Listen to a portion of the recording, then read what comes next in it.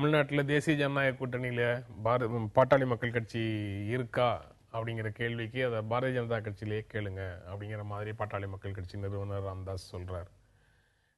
ஏன் இப்படி ஒரு பதில் அவர் சொல்றாரு அப்படிங்கிறது ஒரு கேள்வியாக இருக்கு. இப்படி ஒரு கேள்வி செய்தியாளர்கள் அவர்கிட்ட பாரதிய ஜனதா கட்சி கூட்டணியில பாமக இருக்கிறதா நீடிக்கிறதா அப்படின்னு கேட்டா, ஏன் அதுல உங்களுக்கு என்ன சந்தேகம் அப்படின்னு பதில் சொல்லியிருந்தாருன்னா அது புரிஞ்சுக்க முடியும்.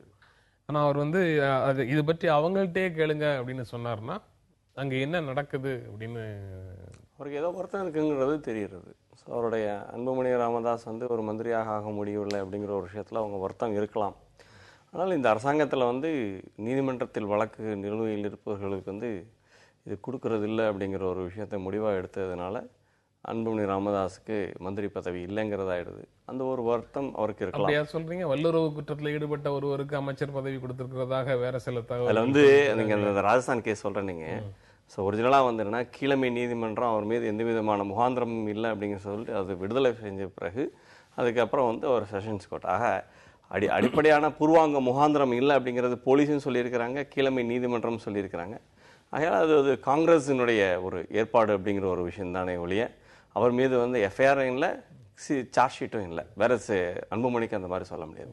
அழுகைங்கிற போராட்ட வடிவத்தின் மூலமாகவே குழந்தை தன்னுடைய தேவையை நிறைவேற்றிக் கொள்கிறது அப்படின்னு அரசியல் மொழியில சொன்னாலும் சரி, அல்லது அல்ற பிள்ளை தான் பால் குடிக்கும்னு சாதாரண மக்கள் மொழியில சொன்னாலும் சரி, ஒரே விஷயம்தான். அந்த மாதிரி இப்ப ராமமூர்த்தி சொல்ற மாதிரி வேறு தேவைக்காக அமைச்சர் பதவிக்காக பாமக எழுப்பக்கூடிய அழுகுரல் தான் இந்த ஸ்டேட்மெண்ட் அப்படின்னு பார்க்க முடியுமா?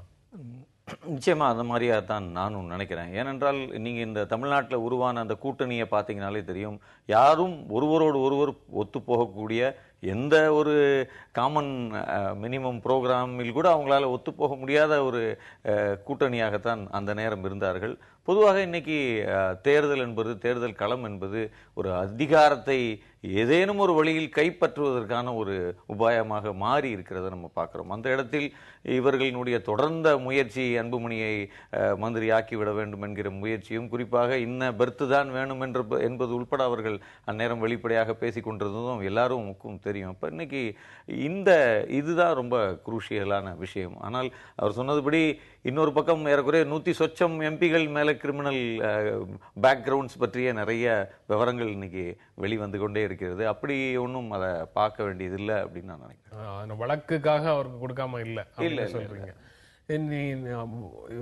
பதவிக்காகத்தான் அவங்க அப்படி சொல்றாங்கன்னு சொல்ல முடியுமா? 2 நாட்களாக 3 நாட்களாக நிர்வாகிகள் நியமனத்திற்கு பிறகு பாரதிய ஜனதா கட்சி 2016 ஆட்சியை பிடிப்போம், ஆட்சியை பிடிப்பதற்கான முயற்சியை எடுப்போம், அதிமுகவினுடைய அதிருப்தி வாக்குகளை நாங்களே அறுவடை செய்வோம் அப்படிங்கிற மாதிரி எல்லாம் பேசிட்டு வர்ற சூழல்ல இந்த அரசியல் களத்துல தன்னை நிலைநிறுத்திக் கொள்றதுக்காகவும் பாரதிய ஜனதா கட்சி கூட்டணியிலேயே நீடிச்சா கூட அவர்களிடம் பேரம் பேசும் வலிமையை அதிகரித்துக் கொள்றதுக்காகவும் ராமதாஸ் ஏன் அப்படி சொல்லியிருக்க கூடாது? அதற்கான வாய்ப்பு இருக்கு. அதாவது நீங்க அரசியல்வாதிகளுடைய ஸ்டேட்மெண்ட்ல என்னன்னா அந்த வார்த்தைகளை தவிர்த்து பாக்கி எல்லாமே அர்த்தங்களாகத்தான் இருக்கின்றன. அப்படியாத்தான் நம்ம பல்வேறு விஷயங்களை பார்த்துட்டு இருக்கிறோம்.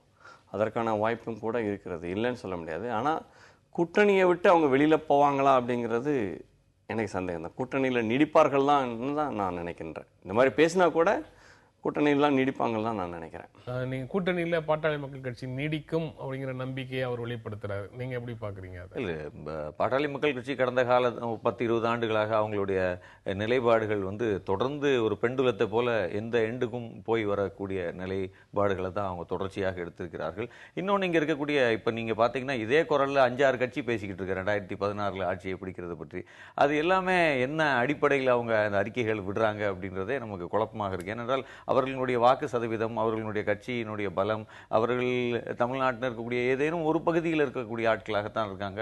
ஒரு பரவலான ஒரு ரீஜனல் பார்ட்டியாக கூட இல்லை. ஆனால் எல்லோரும் இது போன்று ஆட்சியை பிடிக்கிற கோஷங்கள் என்பது பேரத்திற்கான கோஷங்களாகத்தான் எனக்கு தோணுது. அது தேர்தல் நெருங்க நெருங்க தங்களுடைய பேரத்தை நீங்கள் சொன்னது போல வலுவாக வைக்கிறதுக்கான ஒரு முகாந்திரத்தை உருவாக்குறதா தான்.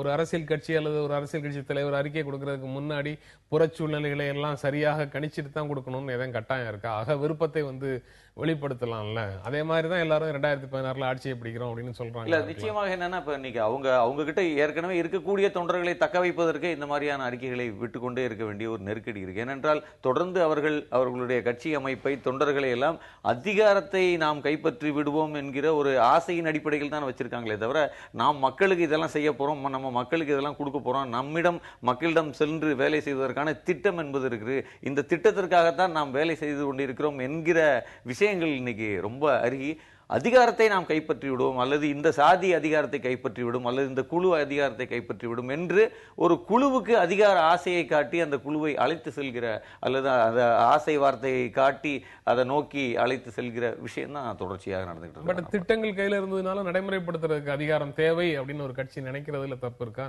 இல்ல தப்பு இல்ல.